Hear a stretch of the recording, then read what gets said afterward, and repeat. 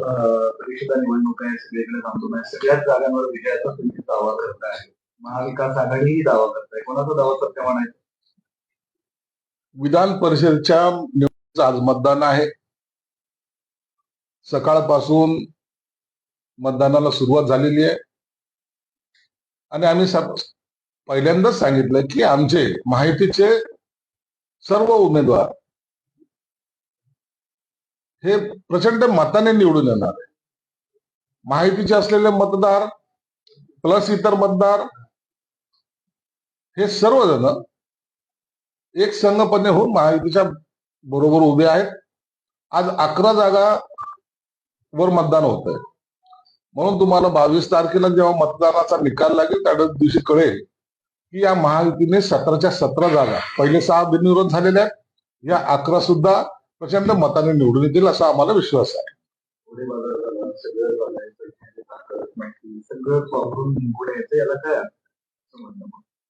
हे बघा, आता जो जिंकला त्याच्यावर आरोप प्रत्यारोप करणं हे हरलेल्या माणसाचं कामच आहे. म्हणून तुम्हाला निवडणूक लढवता आली नाही.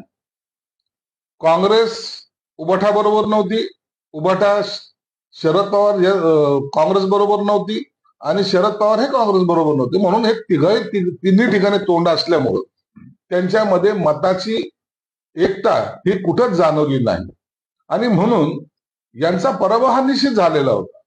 आता याच्यासाठी त्यांनी इतरांना दोष देणे हे योग्य नाही ना. तुमची एकजूट कोणत्या मतदारसंघात होती हे त्यांनी सांगितलं पाहिजे. म्हणून पराभवाला आता तुम्ही इतरांना दोष देण्यापेक्षा तुमची महाविकास आघाडी आता अस्तित्वात राहिली नाही हे मान्य केलं पाहिजे. 2 दिवस 3 दिवस धुमाकूळ सुरू आहे. ऑपरेशन टाइम 6 खासदार कुठणार तुमच्याकडे येणार आले. तुमच्या काही लोकांकडे प्रतिक्रिया की यशस्वी झालं, सत्य काय सांगा? हे बघा, ऑपरेशन टायगरचा आम्ही पहिल्यापासून सांगतोय की आमचा त्यांचा काही संबंध नव्हता.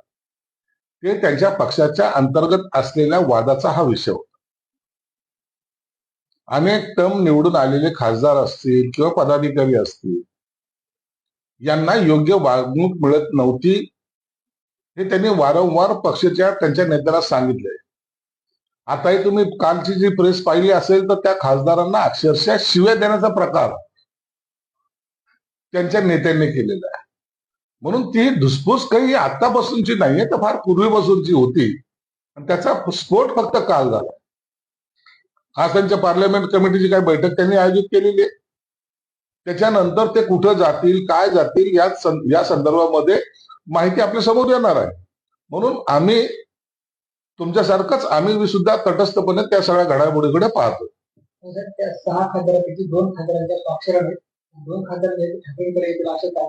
आता काय घडलंय तिथं आम्हाला काहीच कल्पना नाही. ओम बिर्ला साहेबांकडे कोणी किती सहाय्याचं निवेदन दिलं त्याच्या संदर्भात आम्हाला माहिती नाहीये. आता जे काही होईल ते मला वाटतं 1 तासाभरानंतर आपल्याला त्याचा निकाल सुद्धा बाहेर येईल. ओम बिर्लाने त्यांचं गटाला मान्यता दिली का नाही दिली, किंवा हे जे काही यांची बैठक होणार होती या बैठकीला किती उपस्थित आहेत किती नाहीत, या सगळ्या माहिती मला वाटतं तासाभरामध्ये आता आपल्या समोर येईल. जवळपास झालंय सगळं, तासाभरात सगळ्या गोष्टी समोर चित्र. आता वेळ जर 11ची दिली असेल तर 12 पर्यंत ते सगळं स्पष्ट चित्र व्हायला हवं. तिथे खासदार न राहिल्यास म्हणजे न आल्यास त्यांचं सदस्यत्व रद्द होऊ शकतं असंही विधान. हे बघ, हे कायद्याच्या ज्या बाबी आहेत त्या संबंधित जे खासदार आहेत त्यांनाही सुद्धा त्याची जाणीव असेल. कायदा यांनाच कळतो, कायदा त्यांना कळत नाही अशातला काही भाग नाही. म्हणून जे होईल त्याला आता फेस करण्याची कदाचित त्याची तयारी असेल. म्हणून आता या विद्वानाने सांगण्यापेक्षा ते खासदार काय निर्णय घ्यायचं तर घेतील. दावे प्रतिदावे सुरू आहेत. पण एकावर एक गोष्ट समोर आली की ठाकरेंचे नेते, इतर नेते त्या खासदारांची मनधरणी करायला लागली असं. ते आता मनधरणी करतायत का त्यांना पक्षातून बाहेर काढतायत हेच काही कळायला मार्ग नाही. मनधरणीचा उपयोग होईल का नाही होईल हे सर्व आता 1 तासामुळे कळेल. ही चर्चा सुरू असताना एक सोशल मीडियावर 2 नेत्यांचे ट्विट आणि ते मेसेज चर्चेत आहेत. एक तर भास्कर दादा असं ठेवलं होतं की हजारो अच्छों की रसीद नहीं होती पर एक गलती का पूरा हिसाब रखा जाता है.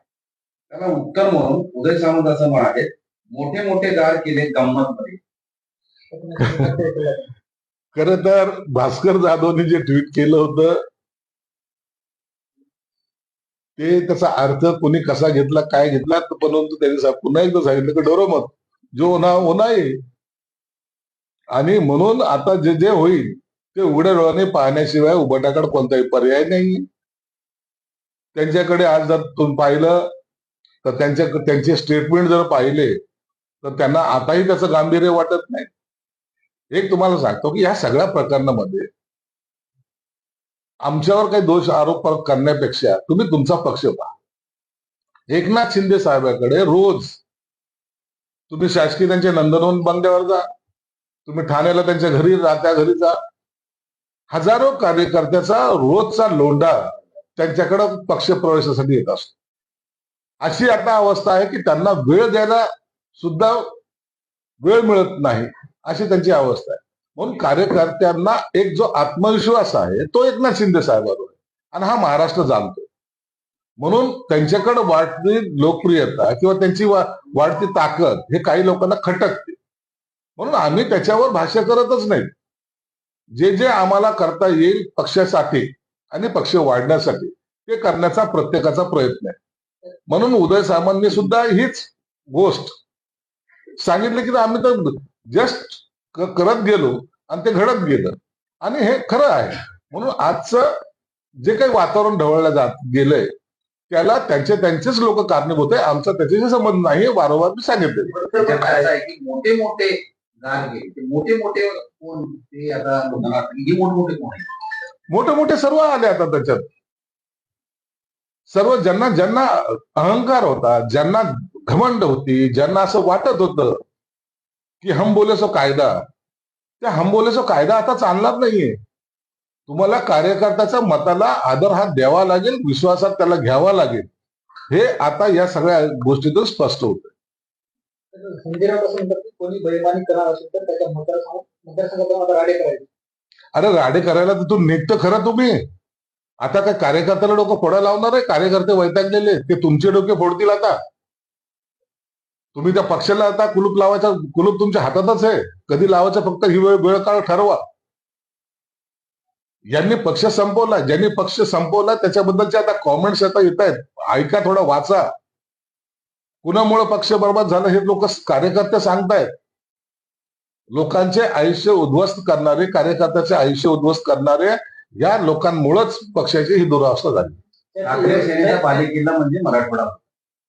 आता पूर्णतः शिंदे साहेबांच्या रणनीतीमुळे ढासळून गेलेला. आता काही राहिले अस्तित्व नाही. आता हा जो शिवसेना प्रमुखाला आवडीचा भाग हा मराठवाडा होता. मराठवाड्यामध्ये ताकद शिवसेनेची होती, ती पुन्हा एकदा आम्ही निर्माण करायचा प्रयत्न करतो.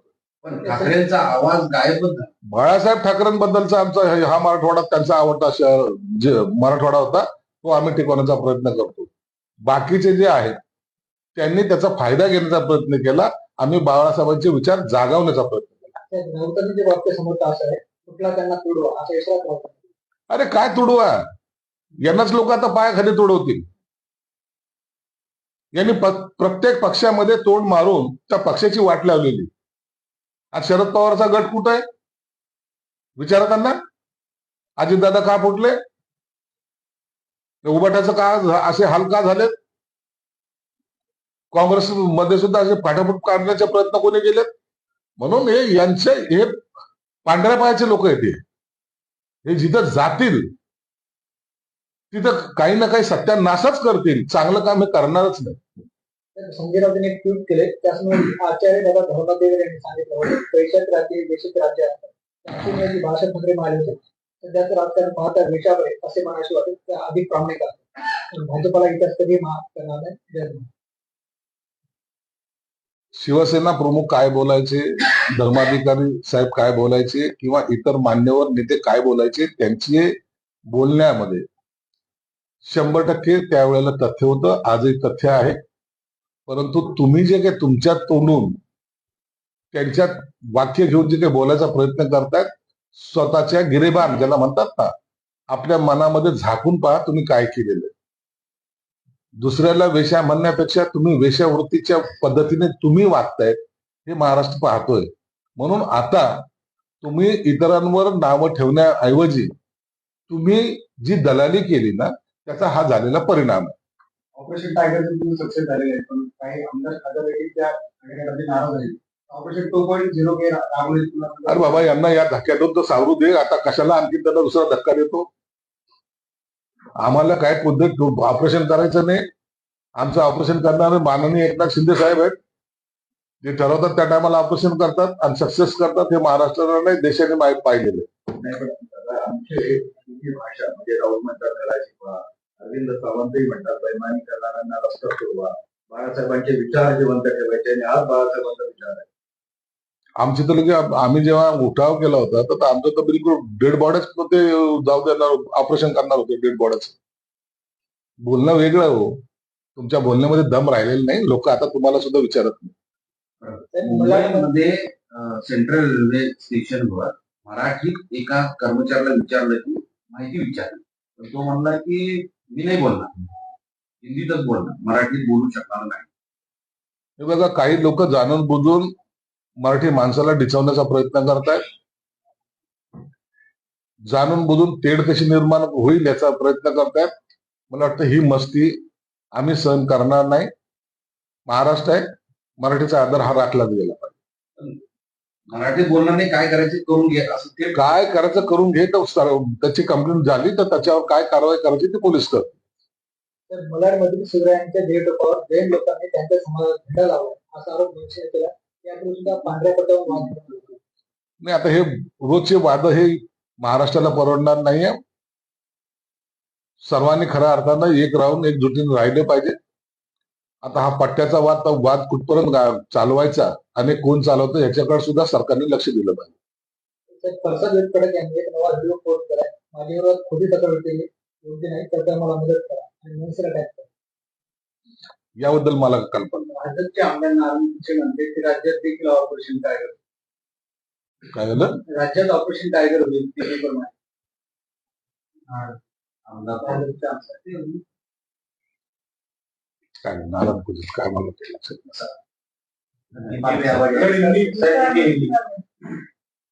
सर आज विधान परिषद के चुनाव हो रहे हैं, उसके बारे में आज महाराष्ट्र में 11 जगहों पे विधान परिषद के चुनाव होने जा रहे हैं, वोटिंग होने जा रही है. और ये 11 के 11 जगह महायुति चुन के आएगी, बहुमत से चुन के आएगी, ऐसी हमारी धारणा है.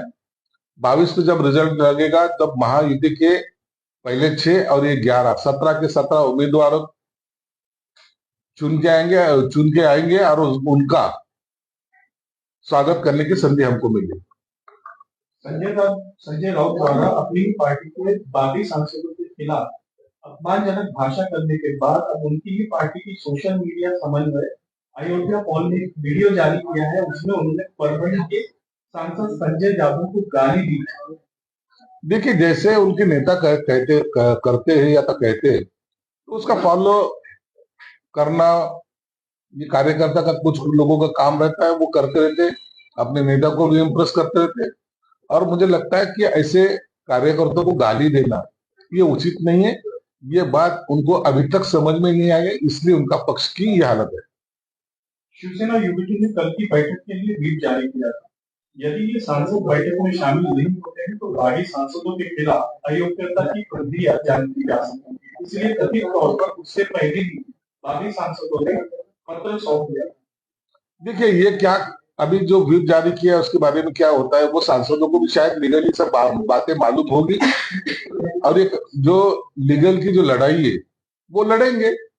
मुझे लगता है इसके बारे में अभी जो बैठक बुलाई उसके बाद में क्या होता है वो रिएक्शन के ऊपर ही बाकी की राजनीति डिसाइड होगी. संजय राउत ने एक ट्वीट किया है जिसमें उन्होंने कहा है कि आचार्य दादा अधिकारी ने कहा है कि पैसों का राज वेश्या का राज होता है. बाला साहेब ठाकरे ने कहा था कि वर्तमान राजनीति को देखते हुए ऐसा कहने का मन करता है कि वेश्या बेहतर है. देखिए, बाला साहब ठाकरे साहब का उस टाइम की राजनीति के हिसाब से वो स्टेटमेंट एकदम करेक्ट था. धर्माधिकारी साहब का भी, ये सब लोग बड़े लोग हैं. लेकिन अब फिर जो राजनीति चल रही है ये संजय राउत सरी के दलाल लोग उसमें शामिल होने की वजह से ये घोड़े बाजार चलता है और ये हर एक के ऊपर ऐसे आरोप लगाने की उनकी हर टाइम की कोशिश रहती है।